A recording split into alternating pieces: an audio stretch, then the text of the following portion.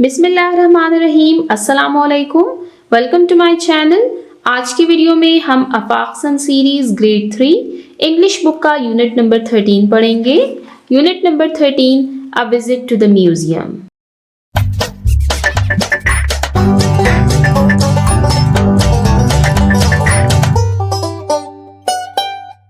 A visit to the museum यानी museum का दौरा। इस यूनिट पर हम ऑलरेडी एक वीडियो बना चुके हैं जिसमें हमने इस यूनिट के लेसन की रीडिंग की। हमने लाहौर म्यूजियम के बारे में पढ़ा और वहाँ की डिफरेंट गैलरीज के बारे में पढ़ा। आज की वीडियो हम स्टार्ट करेंगे ओरल कम्युनिकेशन के पोर्शन से। ओरल कम्युनिकेशन, जुबानी बातचीत। फोनिक्स प्रैक्टिस, आवाजों की मश्क। फोनिक्स प्रैक्टिस में हमारे पास फर्स्ट टॉपिक है rhythm, stress and intonation. Rhythm यानी सांस, स्ट्रेस दबाव, इंटोनेशन आवाज का उतार चढ़ाव। सबसे पहले की टू लर्न सेक्शन में देखते हैं कि रिदम, स्ट्रेस और इंटोनेशन क्या है। रिदम इज अ रिपीटेड यानी दोहराना। पैटर्न अंदाज या तरतीब। ऑफ साउंड आवाज की एंड मूवमेंट और हरकत की। कि रिदम आवाज और हरकत का दोहराया जाने वाला अंदाज है। स्ट्रेस यानी दबाव is an extra force, extra इजाफी, फोर्स ताकत या जोर, यूज्ड जो कि इस्तेमाल किया जाता है व्हेन प्रोनाउंसिंग अदा करते वक्त अ वर्ड कोई लफ्ज और सिलेबल या कोई syllable. Stress is an extra force used when pronouncing a word और सिलेबल। और स्ट्रेस वो इजाफी जोर है जो किसी लफ्ज या हर्फ को बोलते वक्त इस्तेमाल किया जाता है। Intonation is the rise and fall of the voice in speech. और इंटोनेशन बयान में आवाज के उतार चढ़ाव को कहा जाता है।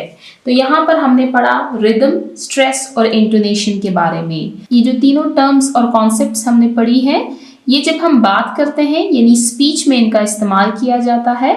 सबसे पहले हमने पढ़ा है रिदम के बारे में कि रिदम आवाज और हरकत का दोहराया जाने वाला अंदाज है।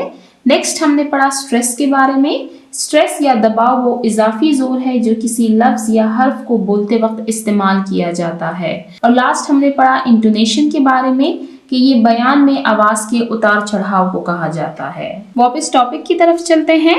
रिसाइट पढ़िए। द गिवन पोएम दी हुई नज़म को, एंड पैसेज और इक्तबास को अलाउड बुलंद आवाज में। टू प्रैक्टिस रिदम ताकि मश्क की जाए रिदम की, स्ट्रेस दबाव की एंड इंटोनेशन और आवाज के उतार चढ़ाव की। कि दिए हुए नज़म और इक्तबास को पढ़िए और रिदम, स्ट्रेस और इंटोनेशन की मश्क कीजिए।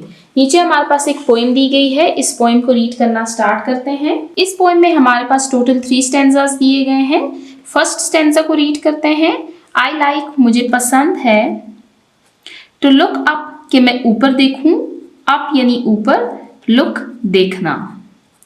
इनटू द स्काई आसमान में, कि मुझे आसमान की तरफ देखना पसंद है या अच्छा लगना। एंड वॉच और देखना। द क्लाउड्स बादलों को, गो स्लाइडिंग बाय गुजरते हुए, कि मुझे आसमान की तरफ देखना और बादलों को गुजरते हुए देखना अच्छा लगता है।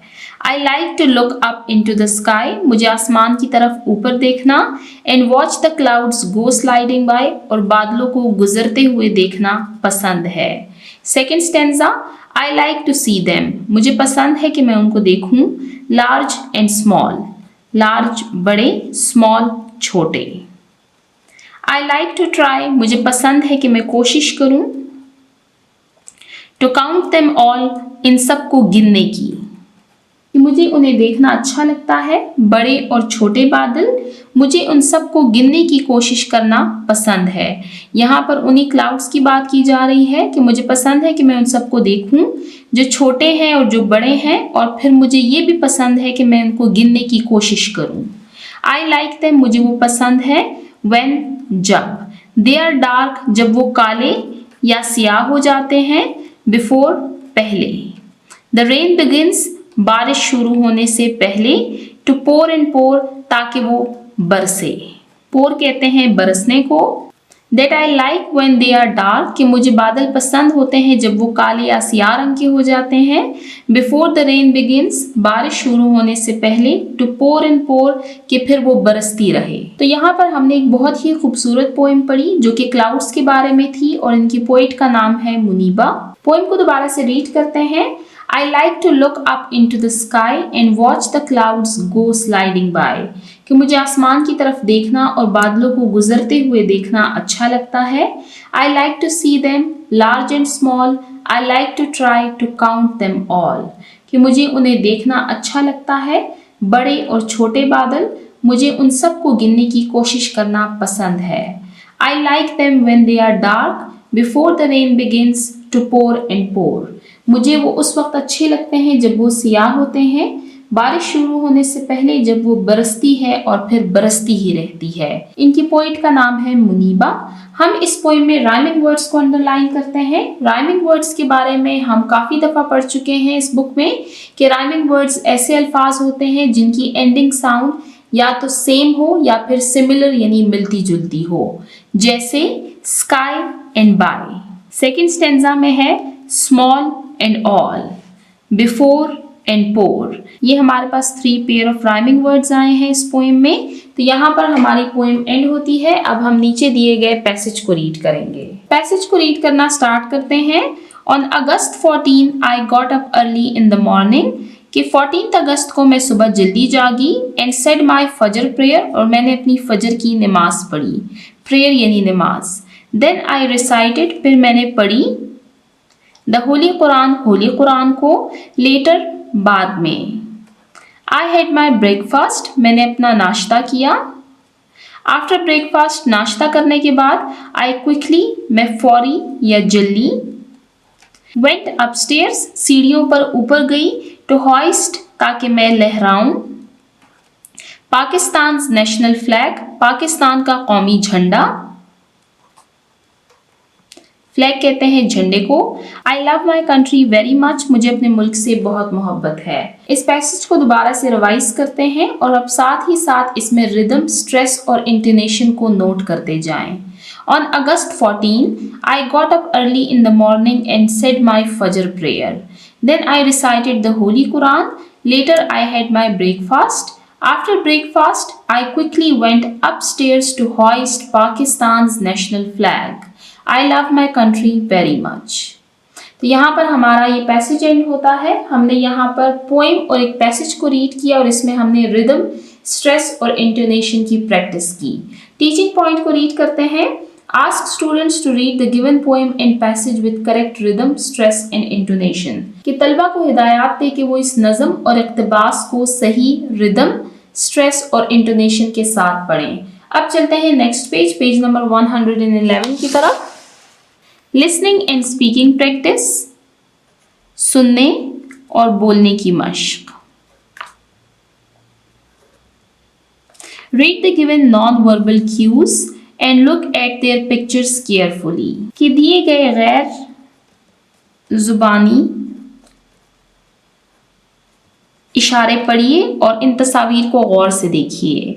ये हमारे पास टॉपिक है नॉन वर्बल कम्युनिकेशन का। नॉन वर्बल कम्युनिकेशन कहते हैं इशारों को, यानी जिनमें किसी अल्फाज का इस्तेमाल नहीं किया जाता बल्कि हम इशारों के ज़रिए दूसरों को कोई बात बताते हैं। सबसे पहले की टू लर्न सेक्शन में देखते हैं कि नॉन वर्बल क्यूज क्या है। Non verbal cues are facial expressions कि नॉन वर्बल क्यूज यानी गैर जुबानी इशारे चेहरे के तासुरात हैं।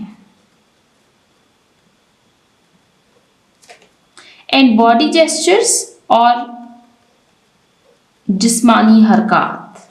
दे हेल्प अस ये हमारी मदद करते हैं टू कम्युनिकेट कि हम बातचीत करें विदाउट बगैर वर्ड्स अल्फाज के कि ये हमारी बगैर अल्फाज की बातचीत करने में मदद देते हैं।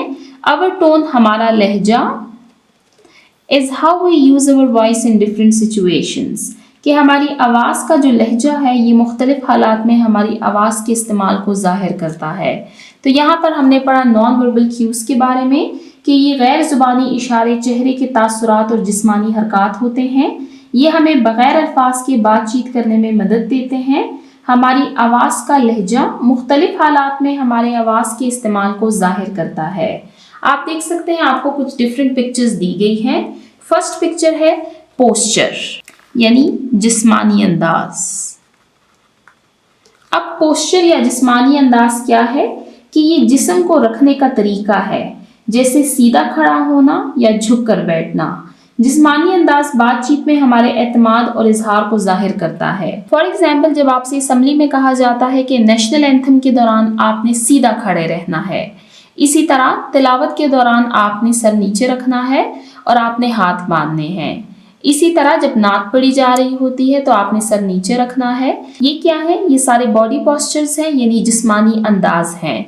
इसमें हम कोई बात नहीं कर रहे, बल्कि हमारे जो जिस्म के इशारे हैं वो हमें वो बात समझा देते हैं। सेकंड है अपीयरेंस यानी जाहिरी हालत। अब यहाँ पर आप देख सकते हैं आपको स्टूडेंट्स यानी स्कूल यूनिफॉर्म में बच्चे दिखाए गए हैं।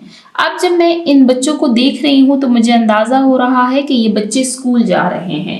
यानी अगर ये बच्चे मुझे ना भी बताए कि हम कहाँ जा रहे हैं, फिर भी मुझे आइडिया हो रहा है कि ये बच्चे कहाँ जा रहे हैं।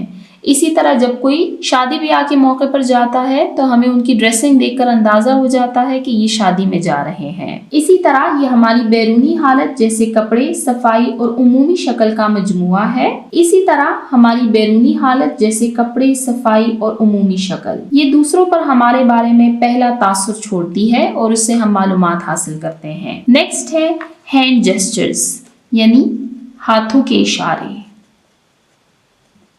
अब हैंड जेस्चर्स या हाथों के इशारे क्या है?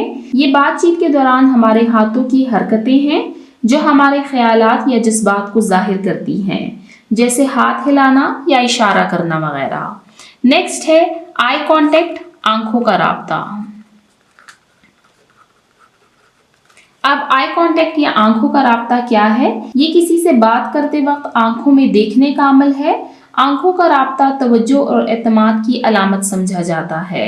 लास्ट है फेशियल एक्सप्रेशंस यानी चेहरे के तासुरात।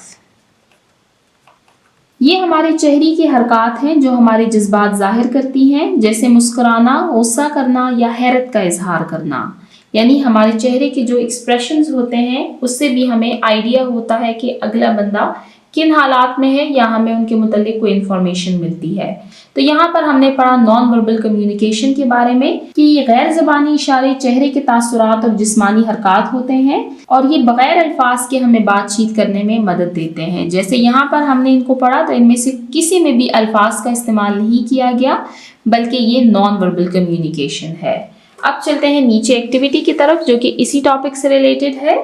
Right the correct non verbal cues for the given pictures. नीचे आपको कुछ पिक्चर्स दी गई हैं और अब हमने इन पिक्चर्स के अकॉर्डिंग नॉन वर्बल क्यूज लिखने हैं। तो चलते हैं फर्स्ट पिक्चर की तरफ। फर्स्ट पिक्चर में आप देख सकते हैं कि दो बच्चे हैं जो कि हाथ मिला रहे हैं और ये बच्चे स्माइल कर रहे हैं।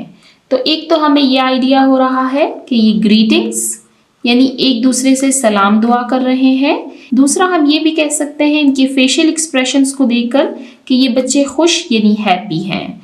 तो फर्स्ट हमने लिखा ग्रीटिंग्स और सेकंड हमने लिखा हैप्पी। नेक्स्ट आप देख सकते हैं ये आदमी है जिन्होंने इशारा किया है कि आप खामोश रहें यानी बी साइलेंट, खामोश रहें। जिस तरह जब क्लास में बहुत ज़्यादा शोर हो रहा होता है तो टीचर ऐसे ही नॉन वर्बल कम्युनिकेशन के ज़रिए हमें चुप रहने का कहती हैं। नेक्स्ट आप देख सकते हैं ये कुछ सोच रहे हैं तो हम कह सकते हैं कंफ्यूज्ड और ये भी कह सकते हैं that he is thinking something कि ये शायद कुछ सोच रहे हैं। और लास्ट पिक्चर में आप देख सकते हैं कि इन्होंने थंब अप किया हुआ है और इनके फेशियल एक्सप्रेशन से हमें आइडिया हो रहा है कि ये खुश हैं। तो हम कह सकते हैं कि ये किसी की तारीफ़ कर रहे हैं या फिर किसी को इनकरेज यानी किसी की हौसला अफजाई कर रहे हैं। तो यहाँ पर हमने दिए हुए 4 पिक्चर्स को देखा और नॉन वर्बल क्यूज को आइडेंटिफाई किया। जैसे फर्स्ट में हमने देखा कि ये एक दूसरे को ग्रीटिंग्स दे रहे हैं और ये खुश यानी हैप्पी हैं। सेकंड में इन्होंने इशारा किया हुआ है टू बी साइलेंट के खामोश रहें। नेक्स्ट है कि ये कंफ्यूज्ड है या फिर ही इज़ थिंकिंग समथिंग और लास्ट हमने देखा कि किसी को इनकरेज यानी किसी की हौसला अफजाई कर रहे हैं या किसी को अप्रिशिएट कर रहे हैं, यानी इन्होंने थम्स अप का निशान लगाया हुआ है, तो हमने लिखा है गुड और इनकरेज। तो यहाँ पर हमारा ये टॉपिक एंड होता है। टीचिंग पॉइंट को रीड करते हैं। Tell students that the tone and non verbal cues play an important role in a conversation, कि तलबा को बताएं कि लहजा और गैर ज़ुबानी इशारे बातचीत में अहम किरदार अदा करते हैं। कन्वर्सेशन बातचीत। Ask them to practise the given non verbal cues, कि तलबा से कहें कि गैर ज़ुबानी इशारों की मशक करें। Encourage them to look at the given pictures and write what they understand, और उनकी हौसला अफजाई करें कि वो दी गई तस्वीर को देखें और ये लिखें कि वो क्या समझे हैं इन पिक्चर्स को देखकर। अब चलते हैं नेक्स्ट पेज नंबर 112 की तरफ। ओरल कम्युनिकेशन का पोर्शन एंड होता है। अब यहाँ से हम रीडिंग एंड क्रिटिकल थिंकिंग के पोर्शन को स्टार्ट करते हैं। Comprehension time, answer these questions, के दिए हुए सवालात के जवाबात दीजिए। पहले इन क्वेश्चंस को रीड करते हैं, फिर इनके आंसर्स को रीड करेंगे। Question number 1, what is a museum? Museum क्या है? इस क्वेश्चन का आंसर हम डिटेल से लेसन में रीड कर चुके हैं, वहां से हम इसको रिवाइज करेंगे। Which gallery does the third paragraph mention? कि तीसरे पैराग्राफ में किस गैलरी का जिक्र किया गया था। Which paragraph gives information about coins? कि कौन सा पैराग्राफ था जिसमें कॉइन्स यानी सिक्कों का जिक्र किया गया था। Last question, what was displayed in the freedom movement gallery? कि फ्रीडम मूवमेंट यानी तहरीक आज़ादी की गैलरी में किस चीज़ की नुमाइश की गई थी। तो यहाँ पर हमने दिए हुए 4 क्वेश्चंस को रीड किया। ये आपकी इस बुक का लास्ट यूनिट यानी यूनिट नंबर 13 हम रीड कर रहे हैं। 12 यूनिट्स के आंसर्स मैंने आपको पेज पर लिख के पढ़ाए थे।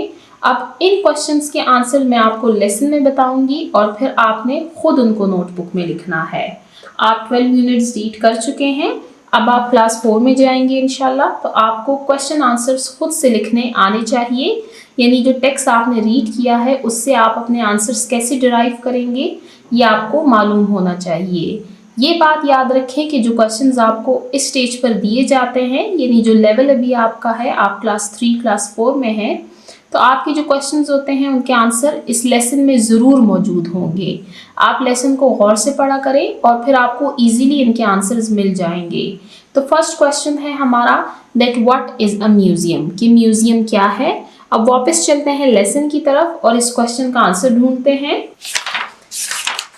चलते हैं पेज नंबर 107 की तरफ। A visit to the museum, ये हमारा लेसन था। तो क्वेश्चन है हमारा that what is a museum. तो यहाँ से हम क्वेश्चन नंबर 1 का आंसर लिखना स्टार्ट करेंगे।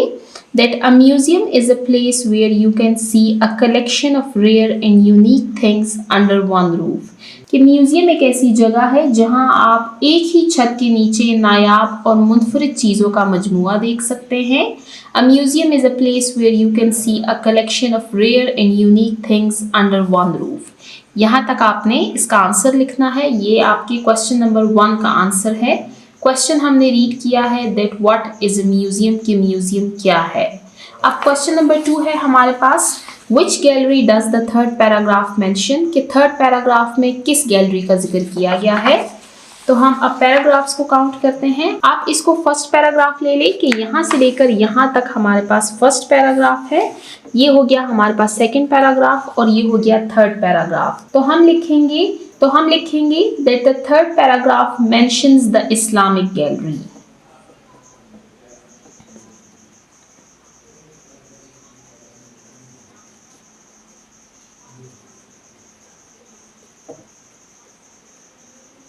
Islamic gallery. Third paragraph mentions the Islamic gallery. ये हो गया हमारा क्वेश्चन नंबर 2। अब क्वेश्चन नंबर 3 है, which paragraph gives information about coins, कि कौन सा पैराग्राफ हमें कॉइन्स यानी सिक्कों से मुतल्लिक मालूमात फराहम करता है। तो ये है हमारे पास फर्स्ट पैराग्राफ, ये हो गया सेकेंड, ये हो गया थर्ड पैराग्राफ। अब ये हमारे पास थर्ड पैराग्राफ में ही आ रहा है और ये हो गया फोर्थ पैराग्राफ और ये हो गया फिफ्थ पैराग्राफ। तो हम लिखेंगे that the fourth paragraph gives information about the coins, या हम ऐसे भी लिख सकते हैं that the last paragraph gives information about coins. ये हमारे पास लास्ट पैराग्राफ भी है तो हम लास्ट पैराग्राफ भी मेंशन कर सकते हैं, या फिर हम ये भी मेंशन कर सकते हैं that the fifth paragraph gives information about coins.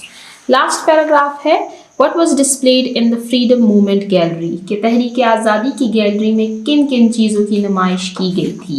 Freedom movement gallery के बारे में हमने यहाँ पर रीड किया था, तो हम मेंशन करेंगे that the pictures of Quaid-e-Azam Muhammad Ali Jinnah, Allama Muhammad Iqbal and martyrs of Pakistan army were displayed in the freedom movement gallery. इसका आंसर मैं आपको यहाँ पर लिख भी देती हूँ। Pictures of Quaid-e-Azam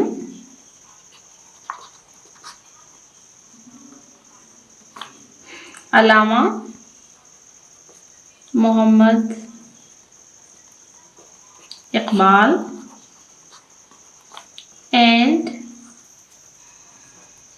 martyrs of Pakistan army was displayed in the Freedom Movement Gallery। फिर आगे आपने यहाँ से इसको लिखना है that pictures of Quaid-e-Azam Allama Muhammad Iqbal and martyrs of Pakistan Army was displayed in the Freedom Movement Gallery। तो यहाँ पर हमने क्वेश्चन आंसर्स को सॉल्व किया। हमने इन 4 क्वेश्चंस के आंसर्स को दिए हुए लेसन में से ही सॉल्व किया है। जो लेसन हमने रीड किया है लास्ट वीडियो में, उसी में से हमने इन क्वेश्चंस के आंसर्स को डिराइव किया है। आप इसी तरह से प्रैक्टिस करें कि जो टेक्स्ट आपके पास मौजूद होता है आप उसी में से क्वेश्चंस के आंसर्स को डिराइव किया करें। तो यहाँ पर हमारा एक क्वेश्चन एंड होता है। चलते हैं नेक्स्ट क्वेश्चन की तरफ। नेक्स्ट क्वेश्चन है हमारे पास, look at the table of contents and answer the following questions. कि दिए हुए टेबल ऑफ कंटेंट्स की तरफ देखिए। अब टेबल ऑफ कंटेंट्स हमारे पास क्या है, ये हमारे पास किताब में मौजूद फहरिस्त होती है जो बुक के स्टार्ट में मेंशन की गई होती है। टॉपिक को स्टार्ट करने से पहले हम टीचिंग पॉइंट को रीड करते हैं।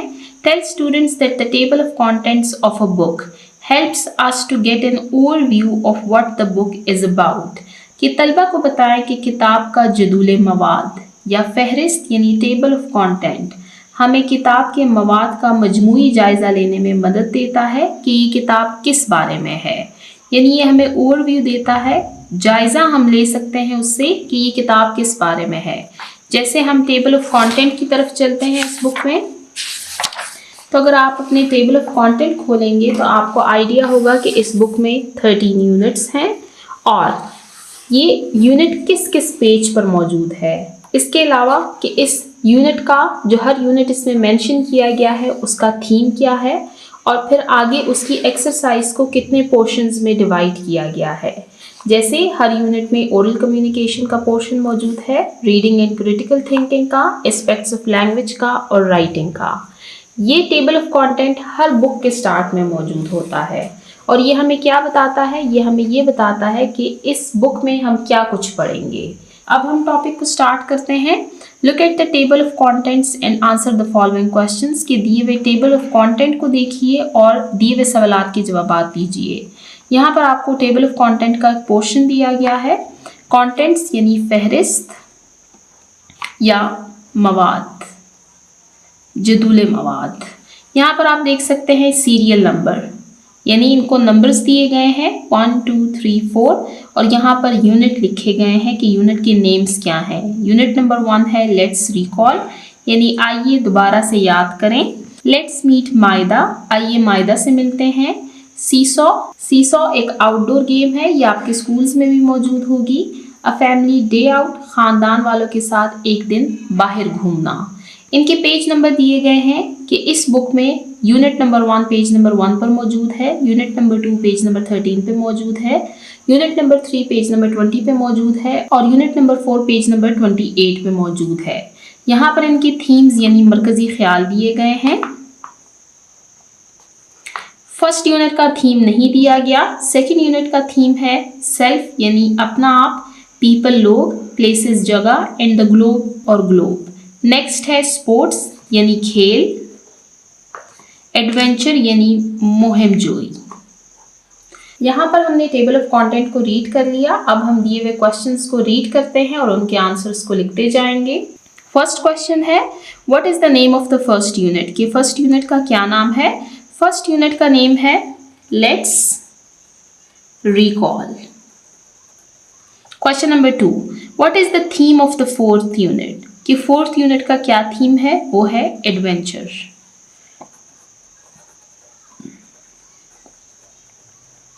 Next question, what is the page number of the unit seesaw, seesaw unit जो है हमारे पास उसका पेज नंबर क्या है? हम सबसे पहले देखेंगे कि सीसॉ यूनिट कौन सा है, वो है ये, और इसका पेज नंबर है 20।